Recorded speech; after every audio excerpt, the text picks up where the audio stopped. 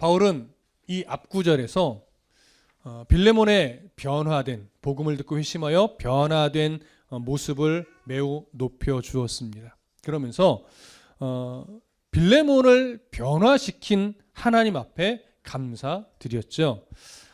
빌레몬은, 그러니까 변화된 빌레몬은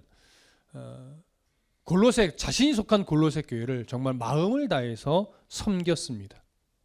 그리고 필요한 이들을 위해 자기의 물질도 아까워하지 않고 돕기까지 했습니다. 이런 진심 어린 섬김 또 나눔들은 골로새 교회에 아주 좋은 선한 영향력이 되어서 하나님의 선을 보게 하는 그런 원동력이 될 수 있었고, 골로새 교회에 속한 성도들은 빌레몬의 섬김을 통해 동일하게 하나님의 선을 발견하면서 자신들도 빌레몬처럼 자기가 할 수 있는 영역 안에서 자발적으로 성도를 섬기며 교회를 섬기며 하나님의 선이 드러날 수 있는 삶을 살아냈습니다. 그렇게 함께 좋은 영향력을 주고받으며 서로 섬기는 그런 모습으로 인해서 골로새 교회는 정말 성숙한 교회로, 하나님이 기뻐하는 흔적이 가득한 교회로 계속 성장해 가고 있었습니다. 이처럼 우리도 또 우리 교회도 서로가 서로에게 빌레몬과 같이 할 수 있는 영역에서 하나님의 선이 드러나도록 서로 섬기며 마음을 나누는 그런 교회가 되기를 소망했었죠. 자, 이제 이렇게 성숙하게 자라나고 있는 빌레몬과 그 골로새 교회 공동체에게 이제 바울은 정말 자신이 끄집어내서 말하고 싶었던 오네시모에 대한 이야기를 시작하게 됩니다. 그 부분을 오늘 살펴볼 겁니다. 자, 8절부터 10절까지 다시 한번 읽겠습니다. 8절부터 10절입니다. 시작. 이러므로 내가 그리스도 안에서 아주 담대하게 네게 마땅한 일로 명할 수도 있으나 도리어 사랑으로서 간구하노라. 나이가 많은 나 바울은 지금 또 예수 그리스도를 위하여 갇힌 자 되어 갇힌 중에서 낳은 아들 오네시모를 위하여 네게 간구하노라. 자, 8절은 연결어 이러므로라고 하는 연결어로 시작을 합니다. 자, 이러므로라고 하는 연결어는 어떤 의미겠어요? 앞에서, 그러니까 4절부터 7절에서 바울이 빌레몬을 칭찬하며 빌레몬이 속한 골로새 교회를 칭찬했던 그 내용을 원인으로 해서 연결해 가는 거예요. 다시 말하면 빌레몬의 섬김과 골로새 교회 공동체가 서로 그 섬기는 일에 최선을 다하면서 성숙하게 자라나고 있기 때문에 이러므로 이렇게 연결되는 거죠. 그러므로 이제 어떻게 말을 시작해요? 내가 그리스도 안에서 아주 담대하게 네게 마땅한 일로 명할 수도 있으나 이렇게 말합니다. 여기요, 마땅한 일로 내가 너희에게 명할 수도 있다라고 하는 것은요, 어떤 권위를 근거로 해서 말하는 걸까요? 바로 바울이 가지고 있는 사도적 권위를 가지고 말하는 거예요. 너희들이 나의 사도권을 인정하고 있기 때문에 내가 하는 말인데, 내가 가지고 있는 사도적 권위를 가지고 마땅한 일, 너희들이 당연히 옳게 행해야 될 일들이 무엇인지 말하면서 그것을 해내라고 사도적 권위로 말할 수 있으나 이런 말이에요. 요구할 수 있으나, 명할 수 있으나 이런 말이죠. 그럼 있으나라고 하는 건 어떤 의미예요? 내가 그렇게 사도적 권위로 너희들이 마땅히 해야 될 일에 대해서 하라고 명할 수 있으나 그렇게 명령하겠다는 거예요? 명령하지 않겠다는 거예요? 명령하지 않겠다라고 하는 거예요.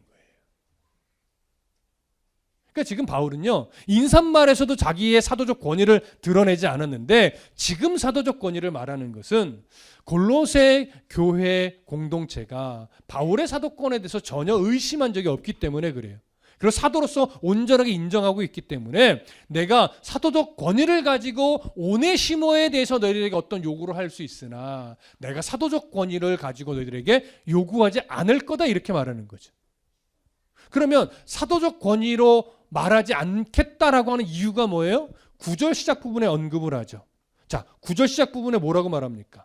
도리어 사랑으로서 간구하노라 이렇게 말해요.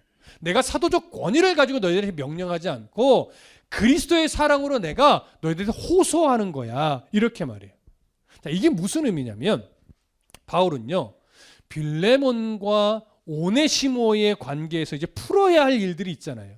계속 이야기해 왔듯이 또 빌레몬이 주된 대상이지만 사실 골로새 교회도 오네시모에 대한 선입견을 버리고 그를 용서하고 사랑으로 용납해 줘야 되는 이 문제가 지금 있단 말이죠. 이 문제를 해결함에 있어서 바울이요, 오네시모를 용서하는 것이 사실은 성경적인 원리고 그리스도의 사랑으로 마땅한 일이기 때문에 이것이 옳은 일이니 너희들이 그렇게 하는 것이 맞다, 그렇게 행하라 라고 사도적 권위로 말할 수 있지만, 그렇게 하는 것, 그렇게 하여 이 문제를 해결하는 것이 옳지 않다라고 판단한 거예요. 오히려 사도 바울은요, 이 문제를 권위로 해결할 것이 아니라 그리스도의 사랑에 기인해서 그들이 진심으로 마음을 다해 오네시모를 받아주는 것이, 용납해 주는 것이 훨씬 더 옳다라고 보는 거예요. 그럴 때 그 자리에서 하나님이 기뻐하는 사랑의 열매, 그 열매가 나타날 수 있다라고 말하는 거죠. 왜 이렇게 방향성을 잡고 사랑으로 호소하느냐? 교회 공동체가 가져야 될 십자가의 공의는요, 언제나 예수님께서 자신의 생명을 내어주신 십자가의 사랑을 기초로 하고 있기 때문에 그렇습니다. 그러니까 아무리 옳은 것을 말한다 할지라도 그 말의 중심에 그리스도의 사랑이 담겨 있지 않으면 그 말은 사랑의 열매를 맺는 것이 아니라 가시돋친 말이 될 수 있고 누군가를 정죄하고 판단하는 말이 될 수 있기 때문에 그렇습니다. 아무리 옳은 일을 행한다 할지라도 그 일의 중심에 그리스도의 사랑, 우리를 위해 십자가에서 생명을 내어주신 그 사랑이 담겨 있지 않은 일은요, 오히려 일을 통해서 업적은 만들어낼 수 있으나 그 일을 통해서 하나님이 기뻐하는 사랑의 열매는 맺을 수 없기 때문에 그렇습니다. 그렇기 때문에 오네시모를 향해서 말할 때에 사랑으로서 간구한다라고 지금 말하는 이 사랑은요, 단순하게 감정적으로 내가 누군가를 아끼고 누군가를 사랑하는 그런 차원에 머무르는 사랑이 아니에요. 그 사랑을 더 뛰어넘습니다. 무슨 사랑이에요? 십자가 위에서 나를 위해, 나같이 죄 많은 자를 위해 기꺼이 하나님이신 예수님이 자신의 생명을 기꺼이 내어주는 그런 희생적이고 아무 조건 없는 바로 그 사랑을 말하는 거예요. 우리가 그 사랑을 받은 자이기에 기꺼이 그 사랑으로 오네시모를 용서하고 용납할 수 있어야 된다라고 하는 것이죠. 그렇기 때문에 그리스도인의 사랑은요, 예수 그리스도의 사랑은요, 언제나 용서와 화목과 덕을 목표로 향하고 있습니다. 이걸 우리가 놓치면 안 되는 거죠. 그래서 바울이 이 빌레몬과 오네시모의 관계, 골로새 교회와 오네시모의 관계를 사도적 권위를 가지고 풀어가려고 하지 않고 그리스도의 사랑으로 호소하며 풀어가려고 한 겁니다. 그러니까 빌레몬이 또 골로새 교회가 오네시모를 바라볼 때 우리가 용서해야 될 대상, 이렇게 바라보길 원한 것이 아니에요. 잘 들으세요. 우리가 용서해 주어야 될 대상, 이렇게 바라보길 원하는 것이 아니라 예수 그리스도의 십자가 사랑이 나를 용서했듯이 예수 그리스도의 십자가 사랑이 저 오네시모도 용서했구나. 그러니 내가 용서함 받았듯이 우리가 기꺼이 오네시모를 용서하는 것은 마땅하다, 이렇게 여겨지길 원하는 거죠. 여러분, 오네시모를 바라보면서 우리가 용서해 줘야 될 대상, 이렇게 여긴다면 이것은 맞는 말처럼 보이지만 내가 오네시모보다 한 단계 어떻게 되어 있는 거예요? 우월한 사람처럼 되어 있는 거예요. 그래서 그래, 내가 용서해 줄게, 기꺼이. 이거 아니라는 거예요, 여러분. 이런 사랑 아니라는 거예요. 그리스도의 십자가 사랑 앞에서 내가 어떤 존재인지를 알게 될 때 마땅히 오네시모를 용서하고 사랑하는 것이 옳다, 이렇게 인정되어져야 한다는 거죠. 지금 바울이 내가 사랑으로서 간구한다는 것은요, 이런 사랑을 깨닫고 이런 사랑으로 오네시모를 마땅히 용납해 하게 되어지기를 원했던 거예요. 그러니 이처럼 교회 공동체 안에서 행해져야 될 모든 말과 행실의 그 중심에는요, 서로를 향한 그리스도의 사랑이 기초가 되어 있어야 함을 바울이 강조하는 겁니다.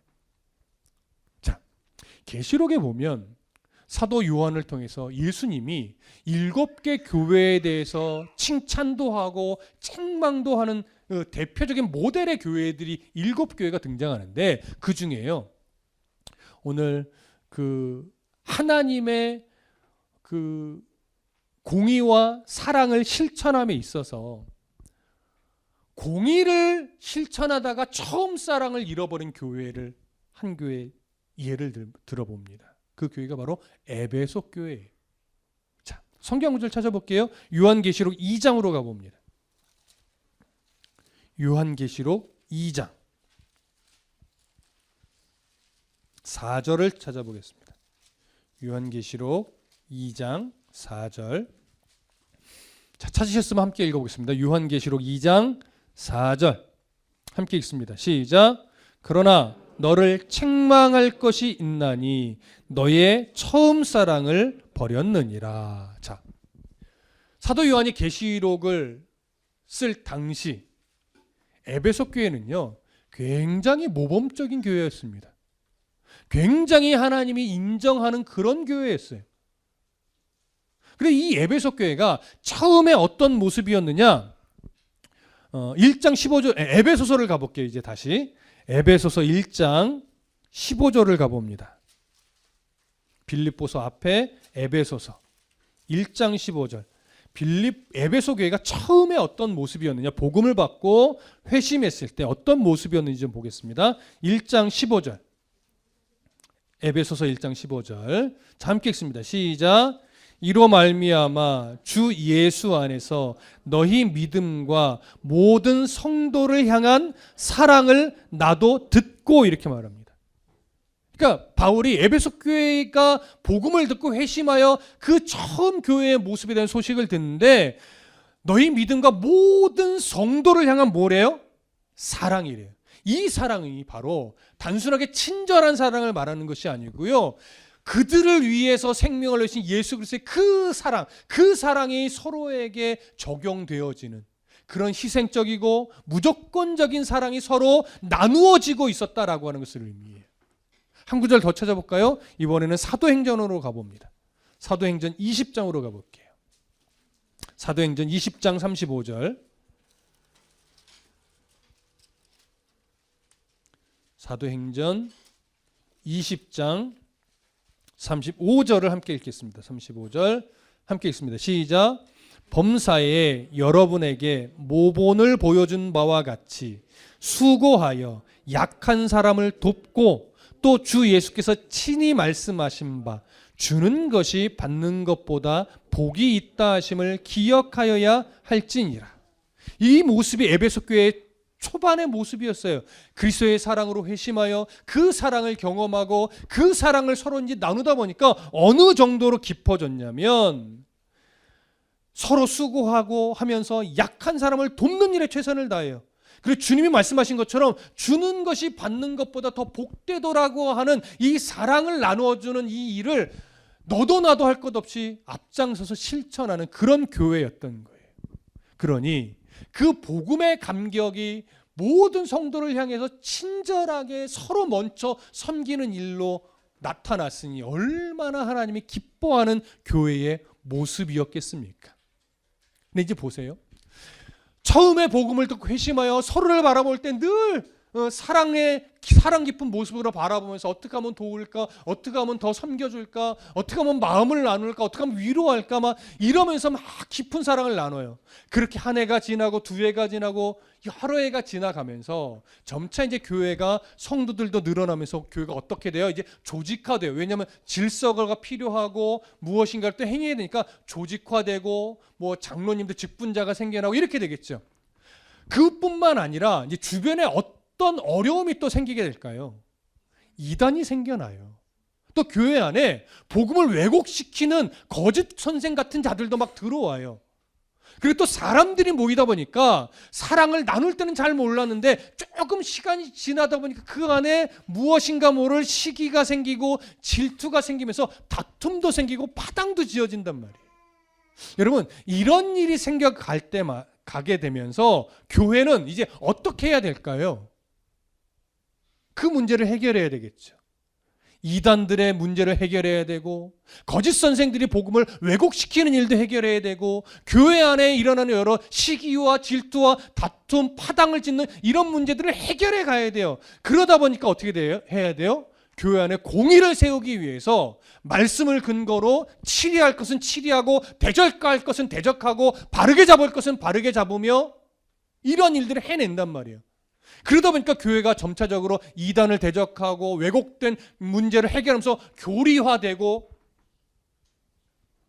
시기와 질투를 끊어내는 싸움에서 진통을 겪기도 하고, 이러면서 나름 교회는 안전하게 되어져 갑니다. 안전하게.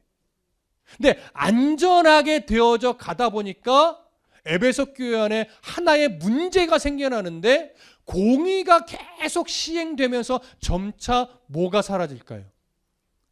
사랑을 나누는 일, 사랑으로 마음을 베풀고 위로하는 일이 점차 줄어드는 거예요. 그래서 예수님이 무슨 책망을 해? 너희가 처음 사랑을 잃어버렸다. 자, 교회는 하나님의 말씀을 근거로 해서 분명하게 공의가 세워져야 돼요. 하지만 그와 함께 예수 그리스도의 그 사랑도 놓치면 돼야 안 돼요? 안 되는 거예요. 그래서 교회는 힘을 다해 하나님의 공의와 예수 그리스도의 그 사랑이 균형감을 이루어야 돼요. 어디서 그랬던 것처럼? 십자가 위에서 그랬던 것처럼. 여러분, 하나님의 공의, 죄의 책임을 묻는, 죄에 대해서 단호하신 하나님의 공의가요, 우리의 죄 문제를 예수의 생명으로 대신 갚아준 그 십자가 위에서 하나님의 공의가 완전하게 이루어졌어요. 근데 공의만 이루어진 것이 아니고요, 우리를 구원으로 인도하는 그 하나님의 작정하심이 또 예수님의 생명을 내어주신 십자가 위에서 또 완벽하게 이루어지기도 했어요. 그래서 십자가는 하나님의 공의와 하나님의 사랑이 완전하게 조화를 이루어 완전하게 시행된 자리라고도 말하는 거예요. 그런데 사람이 살아가는 역사 안에서요, 교회 역사 안에서요, 그 공의와 사랑이 균형감을 가지고 끝까지 가야 되는데 그러기가 어려운 거예요. 공의가 앞서다 보면 사랑이 식어져요. 근데 사랑이 너무 앞서다 보면 공의가 사라져요. 그 에베소 교회는 공의를 앞세우다가 사랑이 식어져서 책망받은 교회라면, 두아디라 교회는요, 사랑을 너무 지나치게 앞세우다가 공의를 잃어버려서 책망받은 교회예요. 성경 한 구절 더 찾아볼까요? 요한계시록으로 가볼게요. 다시 요한계시록 2장으로 가봅니다. 요한계시록 2장 20절, 19절과 20절을 볼게요. 요한계시록 2장 19절과 20절. 자, 찾으셨으면 함께 읽겠습니다. 시작. 내가 네 사업과 사랑과 믿음과 섬김과 인내를 아노니 네 나중의 기가 처음 것보다 많도다. 그러나 네게 책망할 일이 있노라. 자칭 선지자라는 여자 이세벨을 네가 용납함이니 그가 내 종들을 가르쳐 꾀어 행음하게 하고 우상의 제물을 먹게 하는도다. 여러분, 이 두아디라 교회는요, 처음 사랑보다 나중 사랑이 더 깊어지고 풍성해졌어요. 이건 칭찬받았어요. 근데 반절의 성공인 거예요. 무엇에 대해서 단호하지 못했어요? 이세벨의 이 음행에 대해서 단호하지 못했어요. 우상의 사상에서 단호하지 못했다고요. 복음을 왜곡시키는 그런 혼란스러운 소리에 단호하지 못했다고요. 그걸 단호하게 끊어내지 못하니까 교회 안에 우상을 쫓아 행음하는 이들이 버젓이 생겨나서 나쁜 영향력을 미치게 되는 거죠. 이렇게 교회는요, 사랑하는 것이 너무나 중요하지만 공의를 잃어버린 사랑은 교회를 병들게 합니다. 사랑을 잃어버린 교회 또한 교회를 냉랭하게 만듭니다. 그러니 교회는 어떻게 가야 돼요? 말씀을 근거로 늘 하나님의 공의를 바르게 세우고 그와 함께 하나님의 그 사랑을 잃어버리지 않기 위해 부단히도 노력해야 되는데, 교회의 공의는 우선 무엇에 대한 공의냐? 복음을 훼손시키는 것에 대한 공의가 분명해야 돼요.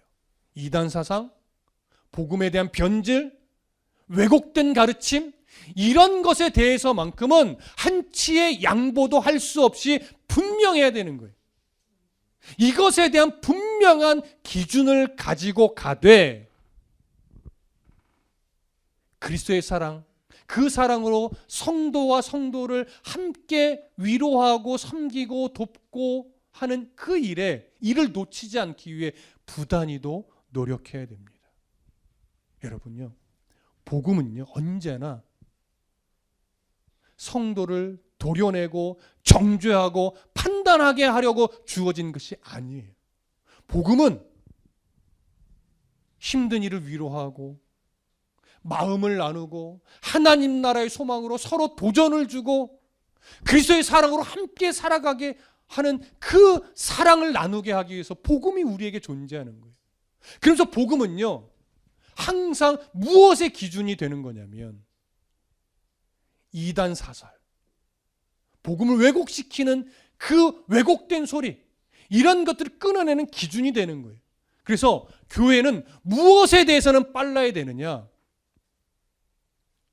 말씀을 지키는 일, 말씀을 바르게 견고하게 세우는 일에는 무엇보다도 빨라야 돼요.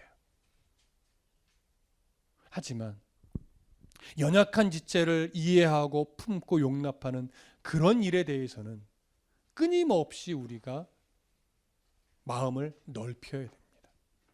거기에는 급할 것이 없어요.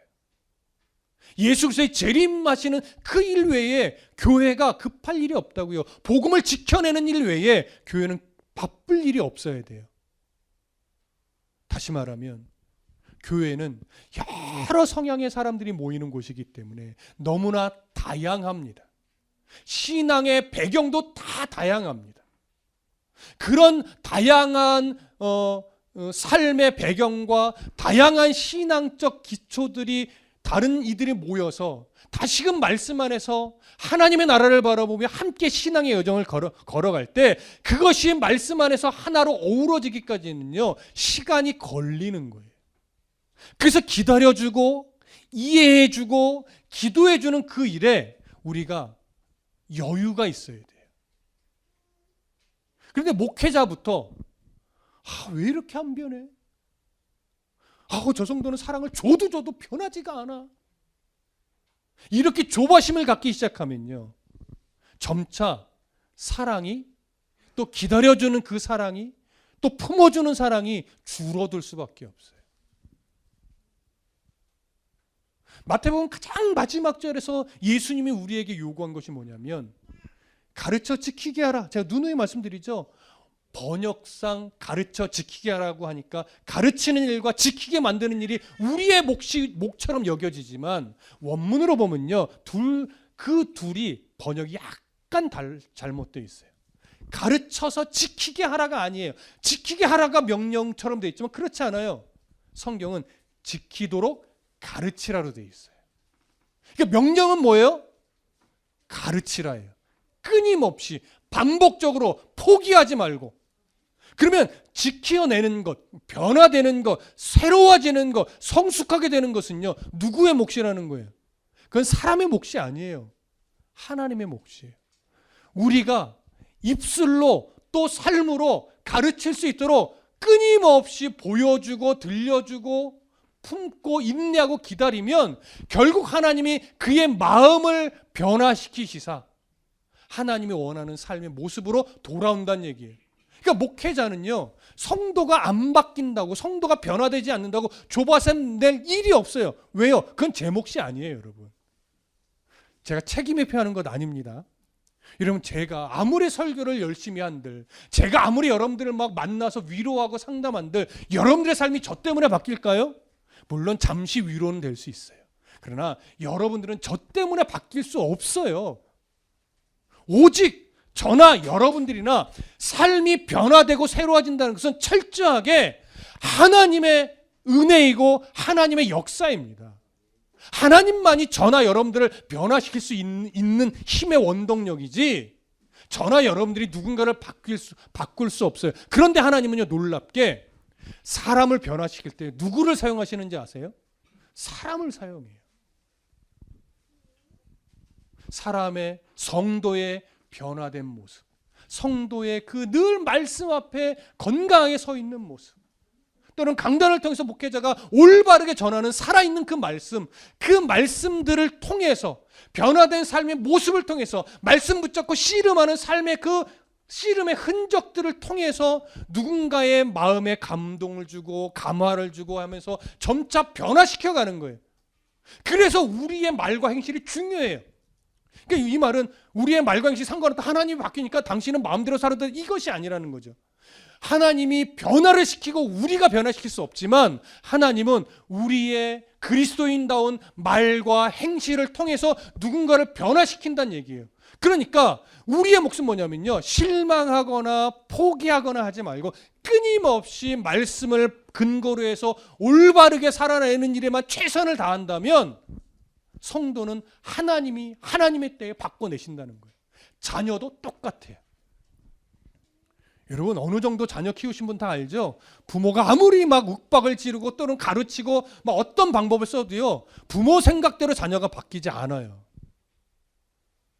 하지만 부모가 끊임없이 하나님 앞에서 올바른 믿음의 부모답게 말과 행실을 가지고 살아내기만 한다면요, 언젠가 하나님이 그 자녀를 통해서 부모의 중심을 보게 만들어요. 내가 조바심 나서 그러는 거지, 분명히 부모의 기도, 부모의 변하지 않는 믿음의 중심, 이걸 끝내 언젠가 보게 만든다니까요. 그래서 하나님이 그 자녀를 바꿔내시는 거지, 아무리 부모가 너 왜 그러냐, 이렇게 하면 안 된다 말로 가르쳐도 안 바뀌어요. 저희 막내 아들이 얼마 전에 저한테 그런 말을 했어요. 아빠가 만약에 목회자가 아니었으면 내가 과연 교회를 잘 다녔을까? 그러면서 자신의 말이 그래요. 아마 잘 안 나갔을 것 같아. 이 말은 뭐예요? 제가 조금이라도 목사로서 삶이 흐트러져서 교회에서와 밖에서의 모습이 이제 달라지기 시작하면 막내 교회 언젠가 분명히 교회 떠날 거예요. 무슨 말씀이 되십니까? 언젠가는 이제 진짜 인격적으로 하나님 만날 때가 오겠죠. 그래서 정말 자신의 신앙과 자신의 고백으로 예배할 때가 오겠죠. 그때까지 저의 역할은 뭘까요? 아빠는 교회에서만 거룩해, 이런 소리를 안 듣게끔 살아내야죠. 아빠는 교회 강단에만 있으면 좋겠어. 이게 무슨 느낌인지 아세요? 제가 예전에 그 얘기를 누군가에 듣고 깜짝 놀랐어요. 우리 아빠는요, 교회 강단 위에서만 서 있었으면 좋겠어요. 안 내려왔으면 좋겠어요. 이게 무슨 말이겠어요? 강단 위에서만 거룩하다는 얘기예요. 내려오면 하나도 안 거룩하고. 거룩하다는 게 이것이 아니잖아요. 그리스도인다운 모습과 그리스도인다운 말과 행실을 가정에서도 교회 안에 밖에서도 가지고 살아가야 되는데, 교회 밖에서는 막 목사도 막 맘대로 살고 강단에서 막 거룩한 척하고 이렇게 여겨지면 자녀들은요, 신앙이 올바로 세워질 수 없다는 얘기예요. 믿음의 부모 똑같죠. 믿음의 선배 똑같죠. 이렇게 우리가요, 교회가요, 끝까지 놓치지 않기 위해서 부단히도 노력해야 될 것이 뭐냐면, 하나님의 말씀을 빠르게 알아감으로 말미암아 하나님의 공의가 어떻게 서야 하는지를 알아야 되고, 그 공의와 함께 교회 안에서 그리스도의 사랑이 식어지지 않기 위해서, 가정에서 그리스도의 사랑이 식어지지 않기 위해서 어떻게 해야 되는가를 끊임없이 우리가 말씀을 통해서 배워가야 한다는 얘기예요. 교회 연수가 길어지면 길어질수록 가장 위험한 게 공의를 세우느라 사랑을 잃어버리는 거예요. 또 지나친 사랑 때문에 공의를 놓치게 되는 거, 이게 교회 연수가 길어지면서 생겨날 수 있는 두 가지 위험적 요소예요. 이걸 우리가요, 미리 감치 말씀을 통해서 깨달아서 한 해 두 해 지나가고 성도가 한 성도씩 더 늘어나고 교회의 재정이 늘어나고 교회가 점차 조직화되어 갈 때마다 이 두 가지를 균형감 있게 놓치지 않고 건강하게 세워가기 위해서 우리가 계속 깨어 있어야 돼요. 그러기 위해서 저와 여러분들은 지금부터 말씀을 기초로 하여 깨어 분별할 수 있는 은혜가 필요한 것이. 여러분, 두아디라 교회를 향한 예수님의 책망, 에베소 교회를 향한 예수님의 그 책망이 오늘 우리에게 주는 책망이 되지 않도록 오늘 우리도 마음에 결심하십시다. 교회 안에서든 가정에서든 하나님의 공의와 그리스도의 그 십자가 사랑이 식어지지 않도록 나부터 말씀에 기초한 그 사랑을 놓치지 않으리라. 사랑으로서 늘 서로가 서로에게 사랑으로 대하며 사랑으로 호소하며 사랑으로 품을 수 있는, 그러면서도 말씀을 근거로 한 올바른 공의를 함께 세워갈 수 있는 그런 교회, 그런 가정으로 우리가 만들어 가리라. 이런 마음의 깊은 결심이 일어나길 소망합니다. 그러므로 인해서 하나님의 아름다운 꽃과 같은 열매가 맺혀지는 교회 공동체, 가정 공동체가 되기를 소망하고 축복합니다. 기도하겠습니다.